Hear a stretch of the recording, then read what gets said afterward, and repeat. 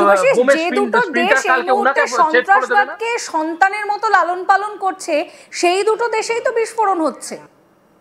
Correct. দেখো, university of terrorism তুমি গড়েছো, এবার সেখান থেকে যে স্কলাররা বেরোচ্ছে তারা তোমার ওখানেই প্রজেক্ট এক্সপেরিমেন্ট করবে। হোক, আমরা কি করতে পারি? আমাদের এখানে টেরারিস্ট অ্যাক্টিভিটি হওয়াটা একটা এক্সেপশনাল বিষয়, যেটা নিয়ে আমরা যেটা দুঃখিত, চিন্তিত, আমি আপনি হাজারটা শো করছি। কিন্তু ওদের দেশে তো এটা এটা সুপার ন্যাচারাল হওয়া উচিত না, কারণ এই কাজটাই তো ওরা দিনের পর দিন করে এসছে, এটাই তো ওরা চেয়েছে। কেন একটা লোক ইউনিভার্সিটি বানায়? স্টুডেন্টস বার করার জন্য, স্কলার বার করার জন্য। ওরাও তাই করেছে। মুরিদকে থেকে কি বেরোতো? সায়েন্টিস্ট বেরোতো। কিরানা হিন্সে কারা থাকতো? কি কি জিনিস এনে রাখা হয়েছিল? নূর খান এয়ারবেসের ভিতরে কি থাকতো? শুধুমাত্র কি ফাইটার পাইলটস থাকতো, নাকি শুধুমাত্র ফাইটার জেটস থাকতো? কেন, কাদেরকে? পৃথিবীর তৃতীয় লার্জেস্ট আর্মি, পৃথিবীর one of the biggest intelligence ইউনিটকে বোকা ভেবেছেন? দিনের পর দিন আমরা জানি না কি করে বেরিয়েছেন আপনারা, কি করতে আপনারা বিভিন্ন রকম ছোট ছোট ছোট ছোট হাব তৈরি করেছিলেন ইন্ডিয়া বাংলাদেশ বর্ডারে।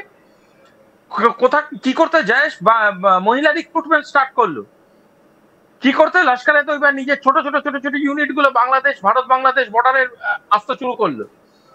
কিসের জন্য আপনারা চিকেন নিক নিয়ে এত বড় বড় কথা বলছেন? আজকের ডেটে দাঁড়িয়ে যখন যেই বোমগুলো পড়ছে, সেই বারুদের গন্ধটা খুব সাফোকেটিং লাগছে।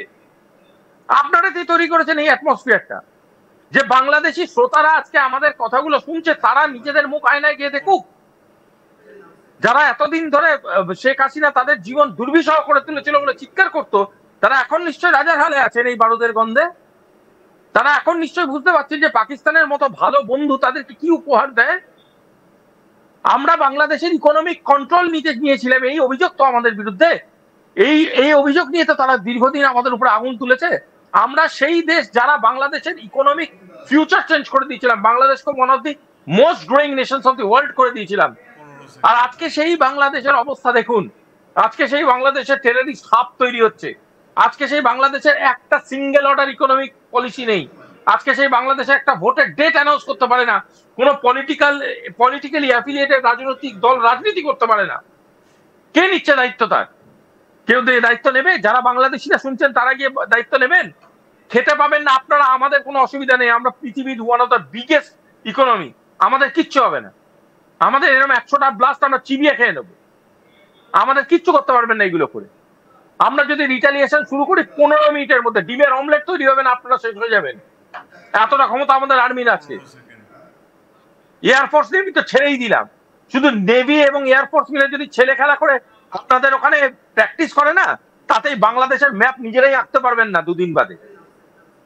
শুভাশিস, শুধু বাংলাদেশ নয়, ইসলামাবাদেও সেই বিস্ফোরণের ঘটনা ঘটেছে। বারবার ইসলামাবাদের তরফ থেকে খোয়াজা আসিফ থেকে শুরু করে শাহবাজ শরীফ, তারা কিন্তু বারবার বলেন যে তাদের কাছে প্রচুর পরমাণু অস্ত্র রয়েছে, তারা সেগুলো নাকি ভারতের দিকে তাক করে রেখেছে, যখন খুশি ভারতকে উড়িয়ে দিতে পারবে। তাদেরই তো দেশের এই দুরবস্থা। ওরা নিজেরা যারা পরমাণু অস্ত্র নিয়ে বড় বড় কথা বলে, তারা পরমাণু অস্ত্রের ফাংশনালিটি জানে না। পরমাণু অস্ত্র মারা যায় না, কিভাবে মারা যায় সেটা এক্সপ্লেন করলাম না। ওইভাবে নয় যে প্লেনে চড়িয়ে দিলাম, গিয়ে দাম করে মেরে দিয়ে চলে এলো। এটা কি পেটো নাকি যখন তখন যেখানে খুশি আপনি মেরে দিয়ে বেরিয়ে যাবেন? এরকম ভাবে হয় না। শুনুন, হাফ নলেজ নিয়ে বড় বড় কথা বলার জন্য বহু মানুষ আছে। এই জারদারি আপনাদের পাকিস্তানের যখন কথা বলে, জারদারি ভুট্টো কি জানো, হ্যাঁ নামগুলো ভুলে যাই, এদের এত কনফিউজিং নাম সব একটা। এরা যখন বড় বড় কথা বলে, হোয়ার ডু দে স্ট্যান্ড? কোথায় দাঁড়িয়ে আছে তারা? কোথায় তাদের ফ্যাসিলিটি? কোন জায়গায় তাদের পলিসি মেকিং? তারা নিজের প্রফেশনাল এলিজিবিলিটিকে নষ্ট করেছে। পাকিস্তানের কোন রকম পার্লামেন্ট নেই, পাকিস্তানে অপোজিশনের কোনো পাওয়ার নেই। পাকিস্তানে যেই লোকটা ইম্প্রোভাইজেশন চেয়েছে তাদেরকে শেষ করা হয়েছে, চড়ানো হয়েছে, করে দেওয়া হয়েছে। এমন একটা দেশ, যে দেশের আর্মি সেই দেশের প্রধানমন্ত্রীকে মেরে ফেলার ছক কষে, তারা কাকে জাজ করছে? ইন্ডিয়াকে জাজ করছে। এমন একটা দেশ যার democracy is an example to the world, তাকে জাজ করছে। কাকে জাজ করবেন? আমাদের ফরেন পলিসিকে জাজ করবেন? আমাদের মতো একটা নেবার পেয়েছিলেন বলে এখনো ইতিহাসের পাতায় আছেন। ঈশ্বর হোক, আপনাদের আল্লাহ হোক, তাকে গিয়ে থ্যাংক ইউ জানাবেন যে আপনাদের দেশের পাশে, বা আপনারা শেয়ারিং বর্ডার নেই আপনাদের রাশিয়া বা ইসরায়েলের সাথে। রাশিয়া বা ইসরায়েল আপনাদের লোক হলে একটা ব্লাস্ট করাতেন, এতদিনে আপনাদের লোকরা খুঁজে পেত না কোন দেশে জন্মেছিল আর কোন দেশে গিয়ে তাদের পুঁতে দেওয়া হলো। ভারতবর্ষ বলে এখনো ডায়লগসের রাস্তা নেই, ভারতবর্ষ বলে এখনো ডিপ্লোমেসির কথা বলে, ভারতবর্ষ বলে এখনো আপনাদের বোঝানোর জায়গায় খুলে রেখে দিয়েছিল। জল নিয়ে খুব বড় বড় কথা বলছেন, তো এই জল আপনাদের বন্ধু টার্কি 20 বছর ধরে বন্ধ রেখেছিল। জল নিয়ে বড় বড় কথা বলছেন, তো আপনাদেরই বন্ধু যেই রাষ্ট্রগুলো আছে সিরিয়া, তার সাথে সেম জিনিস ঘটেছিল। ভারতবর্ষ এই জিনিসটা সহ্য করতে করতে আজকের ডেটে এসে করেছে। ভয় দেখিয়ে লাভ নেই। আমরা ইকোনমিক্যালি পাওয়ারফুল, আমরা মিলিটারি ওয়াইজ পাওয়ারফুল, এবং আমরা স্ট্র্যাটেজিক্যালি পাওয়ারফুল।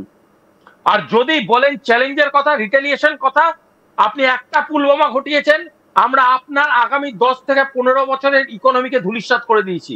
আপনারা যদি আমরা যোগসূত্র বেরোয় যে এই দিল্লি ঘটনার সাথে আপনাদের যোগসূত্র আছে, তাহলে আমি সত্যি কথা আপনাদের লিখে সই করে দিচ্ছি যে আপনারা নেক্সট দিন ডিবেটে বসার জায়গা খুঁজে পাবেন না। ইউনিভার্সিটি অফ টেরারিজম তুমি গড়েছো, এবার সেখান থেকে যে স্কলাররা বেরোচ্ছে তারা তোমার ওখানেই প্রজেক্ট এক্সপেরিমেন্ট করবে। হোক, আমরা কি করতে পারি? আমাদের এখানে টেরারিস্ট অ্যাক্টিভিটি হওয়াটা একটা এক্সেপশনাল বিষয়, যেটা নিয়ে আমরা যেটা দুঃখিত, চিন্তিত, আমি আপনি হাজারটা শো করছি। কিন্তু ওদের দেশে তো এটা এটা সুপার ন্যাচারাল হওয়া উচিত না, কারণ এই কাজটাই তো ওরা দিনের পর দিন করে এসছে, এটাই তো ওরা চেয়েছে। কেন একটা লোক ইউনিভার্সিটি বানায় স্টুডেন্টস বার করার জন্য, স্কলার্স বার করার জন্য? ওরাও তাই করেছে। মুরিদকে থেকে কি বেরোতো? সায়েন্টিস্ট বেরোতো। কিরানা হিলসে কারা থাকতো? কি কি জিনিস এনে রাখা হয়েছিল? নূর খান এয়ারবেসের ভিতরে কি থাকতো? শুধুমাত্র কি ফাইটার পাইলটস থাকতো, নাকি শুধুমাত্র ফাইটার জেটস থাকতো? কেন কাদেরকে পৃথিবীর তৃতীয় লার্জেস্ট আর্মি, পৃথিবীর one of the biggest intelligence ইউনিটকে বোকা ভেবেছেন? দিনের পর দিন আমরা জানি না কি করে বেরিয়েছেন আপনারা, কি করতে আপনারা বিভিন্ন রকম ছোট ছোট ছোট ছোট হাব তৈরি করেছিলেন ইন্ডিয়া বাংলাদেশ বর্ডারে। কোথা কি করতে যায় মহিলা রিক্রুটমেন্ট স্টার্ট করলো, কি করতে লস্করে তৈবা নিজের ছোট ছোট ছোট ছোট ইউনিট গুলো বাংলাদেশ ভারত বাংলাদেশ বর্ডারে আসতে শুরু করলো। কিসের জন্য আপনারা চিকেন নিক নিয়ে এত বড় বড় কথা বলছেন? আজকের ডেটে দাঁড়িয়ে যখন যেই বোমগুলো পড়ছে সেই বারুদের গন্ধটা খুব সাফোকেটিং লাগছে। আপনারা কি তৈরি করেছেন এই অ্যাটমসফিয়ারটা, যে বাংলাদেশি শ্রোতারা আজকে আমাদের কথাগুলো শুনছে, তারা নিজেদের মুখ আয়নায় গিয়ে দেখুক। যারা এতদিন ধরে শেখ হাসিনা তাদের জীবন দুর্বিষহ করে তুলেছিল বলে চিৎকার করতো, তারা এখন নিশ্চয়ই রাজার হালে আছেন এই বারুদের গন্ধে। তারা এখন নিশ্চয়ই বুঝতে পারছেন যে পাকিস্তানের মতো ভালো বন্ধু তাদেরকে কি উপহার দেয়। আমরা বাংলাদেশের ইকোনমিক কন্ট্রোল নিতে নিয়েছিলাম, এই অভিযোগ তো আমাদের বিরুদ্ধে। এই অভিযোগ নিয়ে তো তারা দীর্ঘদিন আমাদের উপরে আগুন তুলেছে। আমরা সেই দেশ যারা বাংলাদেশের ইকোনমিক ফিউচার চেঞ্জ করে দিয়েছিলাম, বাংলাদেশকে one of the most growing Nations of the world করে দিয়েছিলাম। আর আজকে সেই বাংলাদেশের অবস্থা দেখুন। আজকে সেই বাংলাদেশের টেররিস্ট হাব তৈরি হচ্ছে। আজকে সেই বাংলাদেশের একটা সিঙ্গেল অর্ডার ইকোনমিক পলিসি নেই। আজকে সেই বাংলাদেশে একটা ভোটের ডেট অ্যানাউন্স করতে পারে না। কোনো পলিটিক্যালি অ্যাফিলিয়েটেড রাজনৈতিক দল রাজনীতি করতে পারে না। কে নিচ্ছে দায়িত্ব তার?